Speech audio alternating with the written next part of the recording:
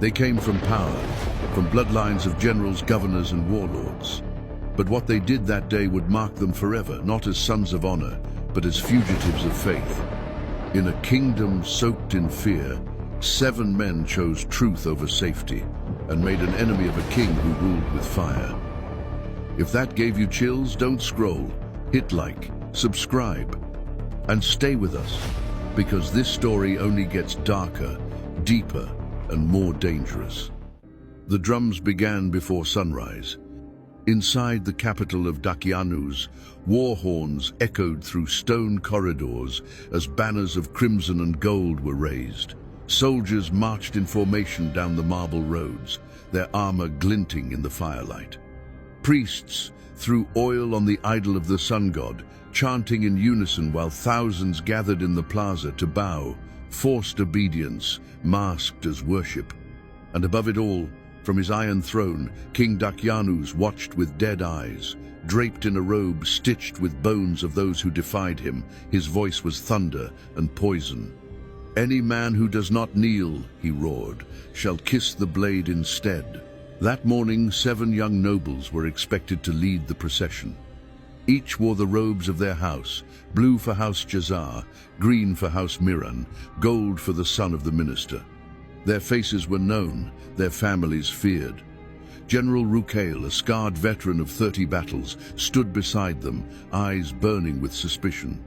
He was the king's sword, and he had already heard the rumors. The moment came, the trumpet sounded, the idol was unveiled, and the 7 did not kneel. Gasps tore through the crowd. Mothers covered their children's eyes.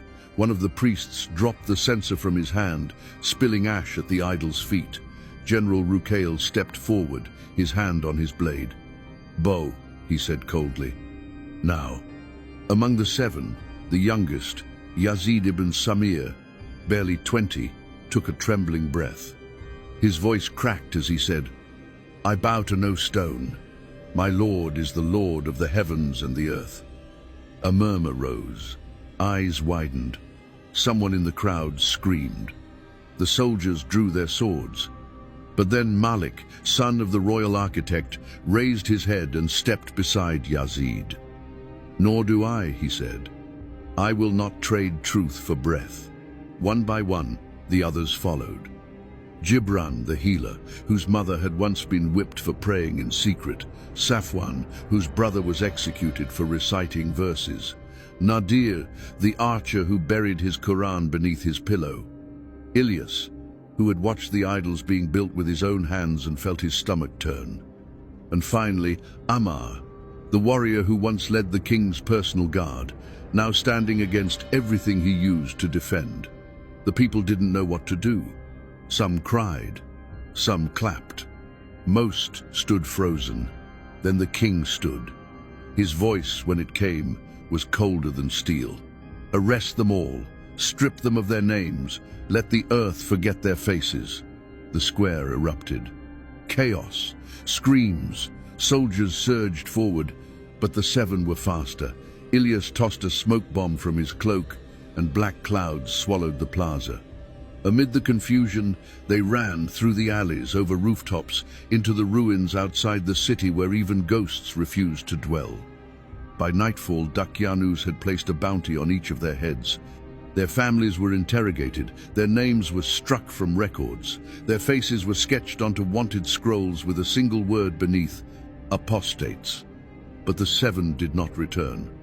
They fled, not just from death, but towards something greater, a cave, a hiding place, a divine promise. The kingdom had declared war on them. But they had already declared war on the kingdom by choosing belief over fear, and the storm had only just begun.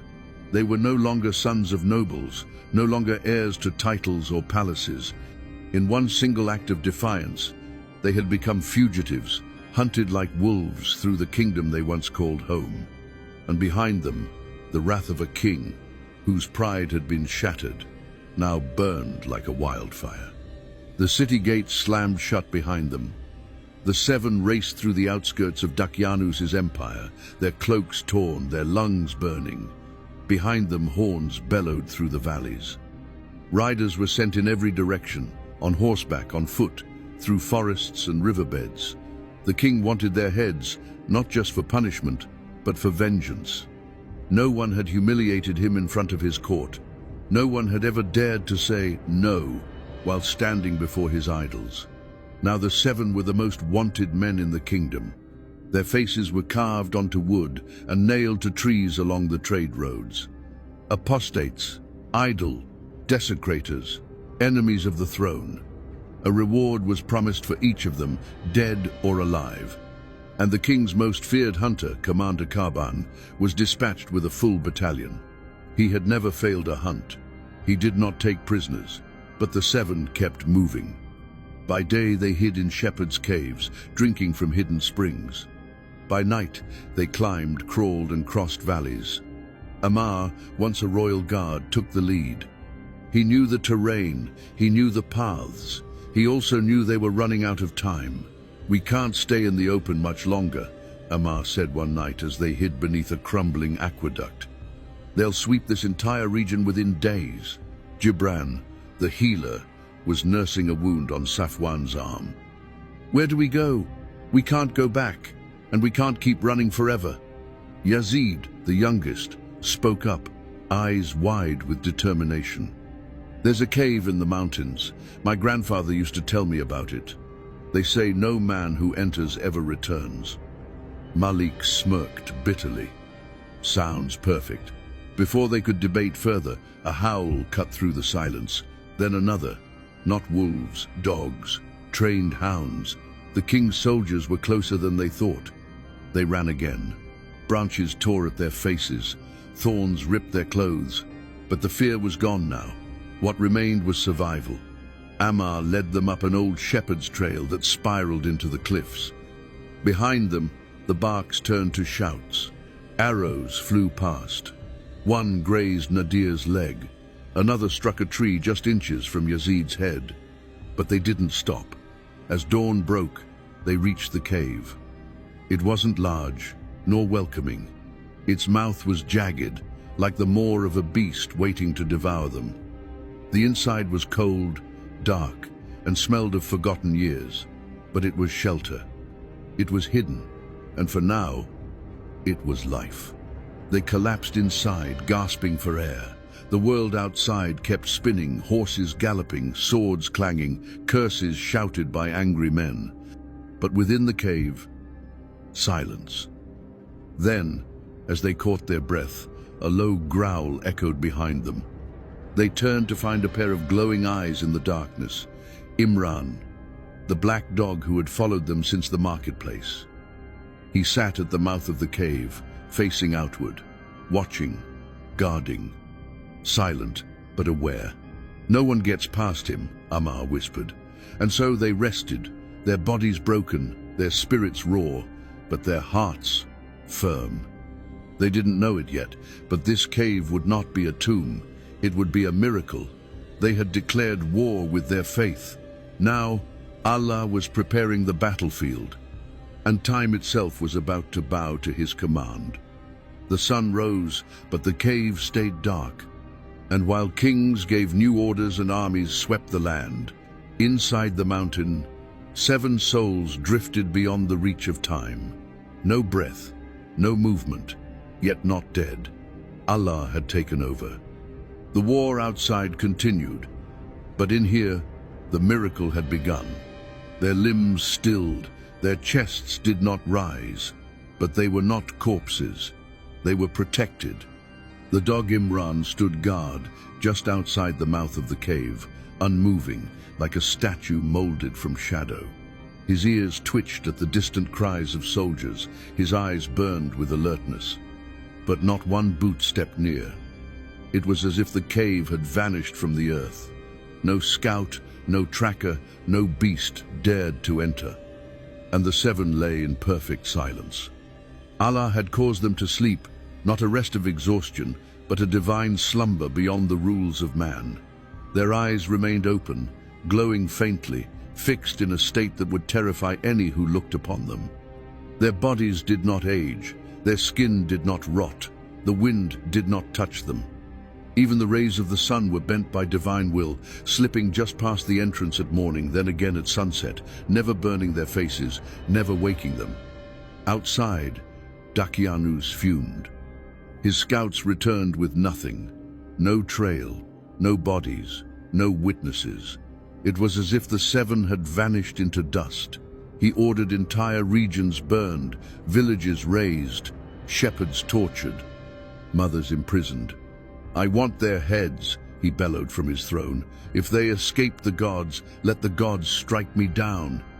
But no voice answered him. He sent sorcerers. He consulted priests. He called for stars and omens, but nothing came. He ruled a kingdom, yet could not find 7 boys and a dog. His pride turned to madness. Time passed. Seasons changed. Leaves fell. Cities grew. Dakianus died. And still, the 7 slept. Empires rose. Empires fell. Generations came and went. New kings reigned and were buried in gold. The language changed. The city changed.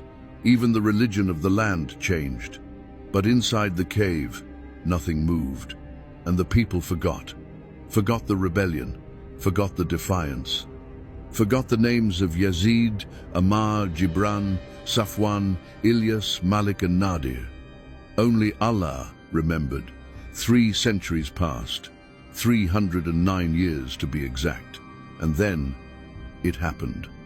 A tremor shook the rocks near the cave. The sun lit the entrance. The wind carried a whisper inside. And one of the boys, Yazid, opened his eyes. His body felt sore. His mind clouded. He sat up, confused. The others began to stir. One by one, each of them blinked, coughed, stretched their fingers. Gibran groaned as if waking from a short nap. Ammar reached for his sword. Malik looked around. "How long were we asleep?" Yazid whispered. No one knew.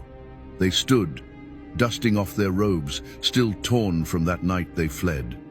Their limbs were stiff, but not weak, their memories intact. The cave was silent again. "We should go find food," said Ilyas. "It's still morning. Maybe we only slept a few hours." "Or a day," Nadir added. But none of them knew. Outside, a city waited. A new king ruled, a new people believed. And the moment they stepped out of the cave, the world would change forever. The sun warmed their faces as they stepped out of the cave, but something was wrong. The mountains looked the same. The air still smelled of pine and dust. But the silence? It wasn't the silence they remembered. It was the silence of a world that had forgotten them. The 7 stood just outside the mouth of the cave, blinking against the light. Everything looked untouched, yet unfamiliar, like a painting redrawn by a different artist. Birds flew overhead, but not the kind they knew. Even the wind whistled in a language they didn't quite understand. "We couldn't have slept more than a night," Gibran said, rubbing his eyes. "Maybe 2. Ammar glanced around. "Let's not assume anything."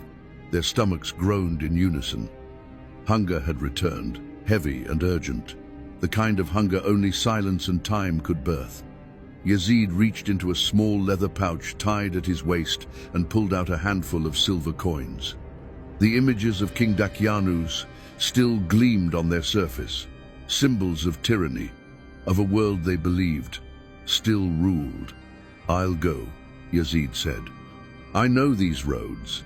I'll find the market." "Be cautious," Ammar warned. "If they recognize you, if they realize who you are, they'll kill you on the spot." "I'll keep my head down," Yazid promised. "I'll find food, see what the city's like. Then I'll return." He didn't wait. He turned, wrapped his cloak tight, and disappeared into the trees. The others returned inside, sitting near the mouth of the cave, hands on their blades. Their eyes, watching the Sunday time, still felt broken, like a river flowing in 2 directions at once. Nothing made sense. Meanwhile, Yazid followed the rocky path down the hills, heart pounding. The forest gave way to open fields. Soon, rooftops came into view, familiar yet different, taller, shaped with curves he didn't recognize. walls painted in colors no one had dared to use in his time. He passed a group of children playing with hoops and stones. They laughed in words that twisted his ears. He caught pieces of it, but not enough to be sure. No one gave him more than a glance. Then he reached the city gate. It was the same city, but not the same time. Yazid walked through narrow streets that had once been dirt, but were now paved with stone. The idol temple was gone. In its place stood a modest structure, with a crescent moon carved above its entrance. A man outside greeted others with a soft, strange phrase. As "Salamu alaikum," Yazid froze. He knew those words. He followed the scent of bread and roasted meat to a market stall and handed the seller one of his silver coins. The merchant took it, examined it, and his face paled. Where did you get this?" the merchant asked. Yazid blinked. "It's money. I've had it since yesterday." "Yesterday?" The man stepped back. "This is the face of Dakyanuz. This coin hasn't been seen for 300 years. Others began to gather. Whispers spread. A boy appeared holding a scroll with pictures drawn on it, faded, old, but clear enough. Faces. One of them was Yazid. The crowd tightened. Hands grabbed his shoulders. "I don't understand," Yazid gasped. "You will," said an older man. "Come, you must speak with the king." Panic rose in Yazid's throat. He tried to fight, but the hands were strong. As they dragged him through the city, the wind blew across the hills, reaching the cave. Inside, Ammar stirred. Something had shifted in the air. And all seven felt it. The world had found them again. They had escaped swords, escaped fire, escaped a king's wrath.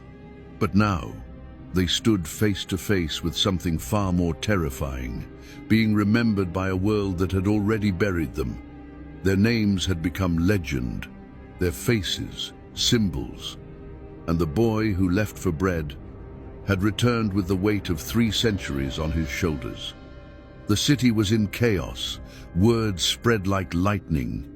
The boy from the cave, the boy with the coin of Dakyanuz. Scholars rushed from their quarters. Elders wept in disbelief. Children peeked around corners as guards escorted Yazid toward the palace. His hands were bound, but gently, no whips, no violence. Not like before. These people were different. Their eyes held wonder, not hatred. Their whispers carried awe, not suspicion. The palace gates opened. The king was already waiting, dressed not in golden robes but in humble garments. A man of prayer, not oppression. He stepped forward, dismissing his guards with a nod. Then, as silence fell over the hall, he approached the boy chained before him. "What is your name, son?" the king asked. "Yazid ibn Samir," he answered, voice trembling. The king's eyes widened. "And your companions? The 6 others who stood with you in the time of Dakyanuz, they live?" Yazid nodded slowly. We thought we had only slept a night." The king swallowed hard, then turned to his council. "All of you prepare yourselves. This is a sign." Outside the palace, the city buzzed. Markets closed, schools emptied. People flooded the streets, following the royal procession as it made its way toward the mountain, toward the cave that time forgot. Inside the cave, the 6 waited anxiously. Ilyas paced. Malik kept his hand on his blade. Gibran clutched a broken arrow shaft like a relic. Then came the sound, footsteps, torches, voices. Ammar moved to the entrance, ready for war. But instead of soldiers, he saw children holding flowers, old men on canes, women with Qurans in their hands, and at the front, Yazid, walking free. The crowd stopped a short distance away, fearful of stepping closer to the sacred ground. The king stepped forward, removed his crown, and placed it on the stone before them. "Brothers," he said, voice shaking, "we are your descendants. The world you knew is gone, but your courage has not been forgotten." The 7 stepped out, unsure whether they were dead or dreaming. Gibran knelt and touched the ground. It felt real. Malik looked at the people. They looked like the same people who once hunted them, yet their eyes were different. Gentler, softer, believing. "Is this peace?" he whispered. But before anyone could speak, something happened. A cold stillness swept the cave. The dog Imran let out a soft whimper, then lowered his head. The seven turned, walked calmly back into the cave, and one by one lay down. Yazid was the last. He turned to the king. "Tell them, faith lives beyond time." Then he stepped inside, and the cave sealed shut behind him. The people cried. The king bowed his head. And a masjid was built at the entrance, not just for prayer, but to remember. To remember that truth, once spoken, can echo for centuries. And that 7 young men once defied a king and changed the world without lifting a single sword. The cave was sealed, but the echo of their stand rang louder than ever. A generation had witnessed a miracle, and now their names were carried not in fear, but in faith. Yet, while one story closed beneath stone and sand, another was still burning deep in the halls of Pharaoh's palace. Far from the mountains, in the fertile lands of Egypt, tyranny wore a different crown. Pharaoh sat atop a throne of gold, draped in silk, surrounded by gods carved from obsidian and ivory. His court bowed to him like he was divine. He did not just rule, he claimed to be the Lord of all creation. And into this palace came a man unlike any other, Musa ibn Imran as-Salim alayhi, the prophet of Allah. With staff in hand and fire in his voice, he challenged Pharaoh to his face. "Worship Allah alone, free the children of Israel, abandon your arrogance." The court erupted in outrage. "Kill him," one of the generals shouted.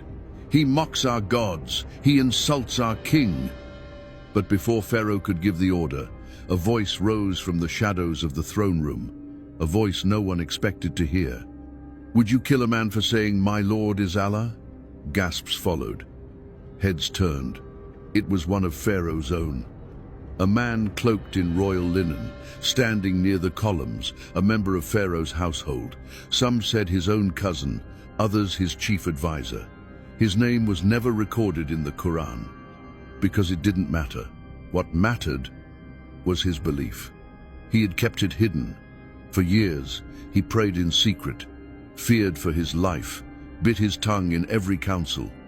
But now, as Pharaoh's fury grew and Musa's life hung in the balance, he could remain silent no longer. He stepped forward and spoke again, louder. "You judge him for his words, but what if he is truthful? What if what he says comes to pass? Who will protect us then from the wrath of the God he warns us about?" Pharaoh narrowed his eyes. "You defend him?" The man nodded. "Yes, and I fear you are leading this kingdom into its doom." Chaos ignited. The guards hesitated. The priests whispered. The room divided. Pharaoh laughed bitterly. "I show you the path to greatness, and you speak of some unseen God. I will build a tower to the heavens and climb it myself, just to prove your prophet's God is nothing." But the believer did not flinch. He turned to the crowd. "Remember the people of Nuh, of Sand, of Thamud. All denied their prophets. All were destroyed. Do you want Egypt to be next?" For a moment, just a moment, doubt flickered across the faces of the court. The believer had planted a seed, but Pharaoh would not let it grow. He turned to his right-hand man. "Haman, build the tower. I'll ascend it and crush this lie myself." The believer stepped back, his face pale but his eyes firm. He had said what needed to be said. That night, guards came for him, but they never found him. Allah veiled him, protected him, just as he had protected the youth in the cave. And when the sea split and Pharaoh's army drowned beneath the crashing waves, that believer stood on the other shore, safe, watching the tyrant who thought himself a god sink into the ocean like a broken idol. 2 stories, 2 eras, one unshakable truth: those who stand for Allah are never truly alone. And sometimes The mightiest battles are fought, not with swords, but with words, with faith, and with the courage to speak when silence becomes a crime. His voice had shaken a palace, his words had delayed a murder. But now, he stood alone, behind the marble pillars of Pharaoh's court, watched, whispered about, feared. He had defied a king who believed he was God. And in doing so, this unnamed believer had become the spark that would unravel an empire. The night was thick with tension. Servants moved quietly. Guards avoided eye contact. The believer from Pharaoh's family, once praised, once trusted, had become a ghost in his own home. He had not been arrested, not yet. Pharaoh was clever. He feared turning him into a martyr. But the order had been given. Watch him, isolate him, erase his influence one whisper at a time. In secret, the believer prayed.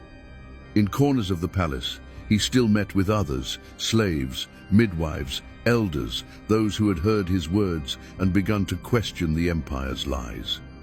His voice moved through the court like wind through stone, quiet but relentless, and it was gaining strength. Meanwhile, Pharaoh grew more desperate. His sorcerers failed to silence Musa. His magicians were defeated in front of the people. His own soldiers began to murmur.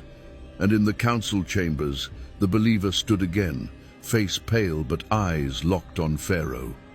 "If you will not believe in Musa," he said, "then at least consider his message.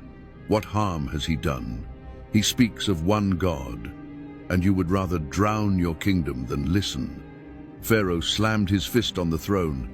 "I show you the path to power, and you drag us toward ruin." The believer raised his voice.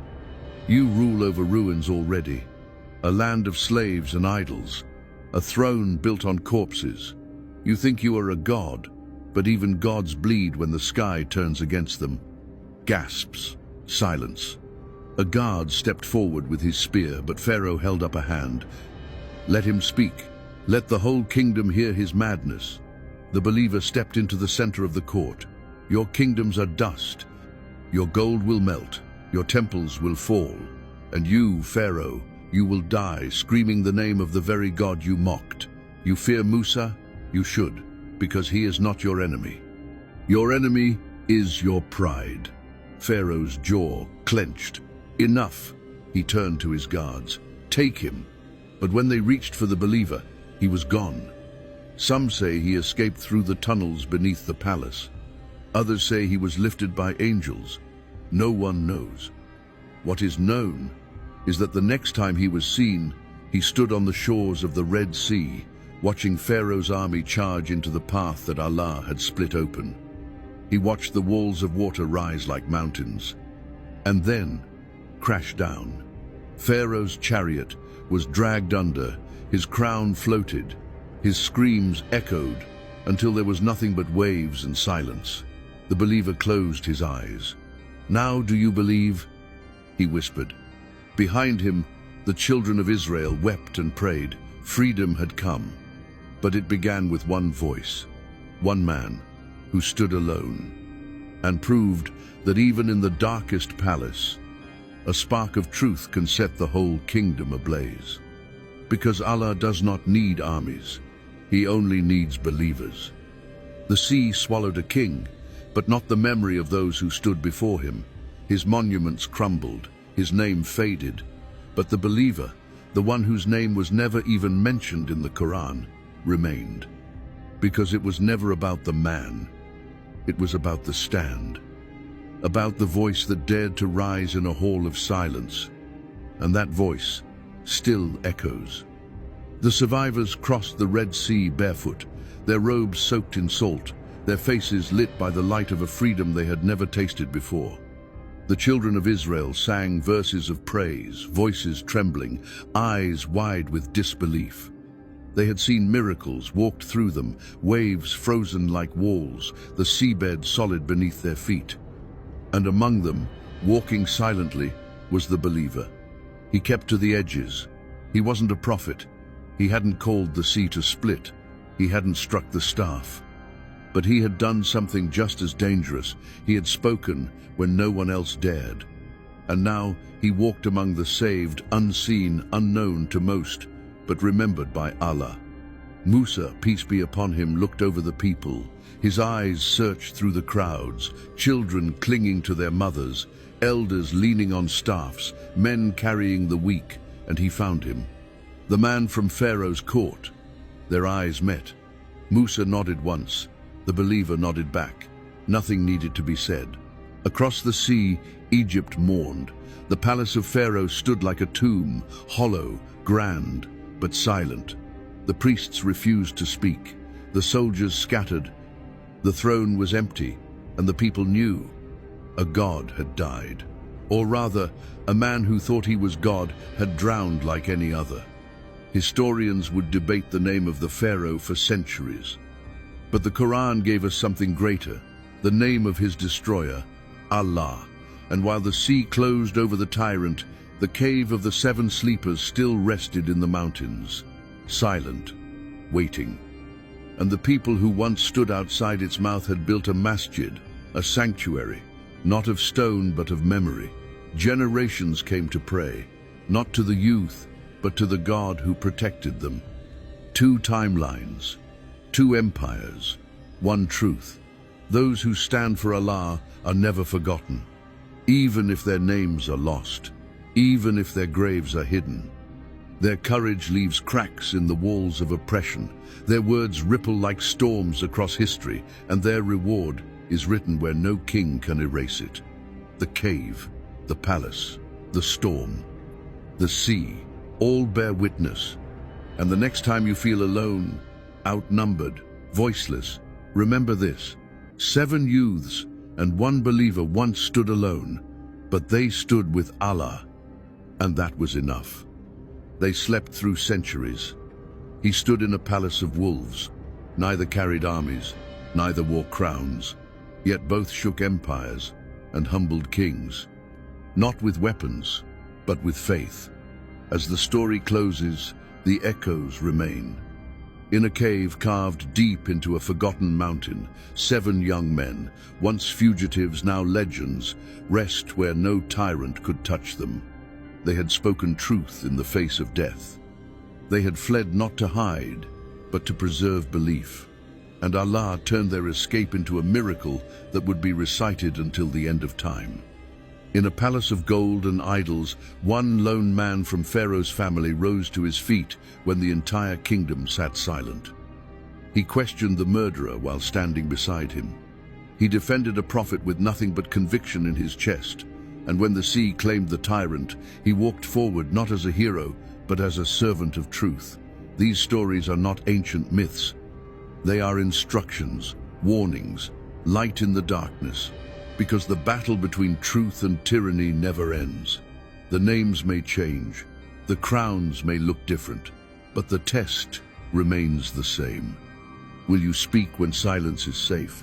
Will you stand when everyone else bows? Will you trust Allah when the whole world turns against you? These youth, this man, they said yes. And because of them we know the power of one voice, one heart, one soul anchored in Tawheed. So remember their stand, share their story, carry their legacy. Because one day you might be the only one left standing, and that will be enough. If this story stirred something inside you, don't let it fade. Like, subscribe, and share with someone who needs to be reminded that faith is greater than fear. And join us next time, where another forgotten truth will rise from the ashes of time.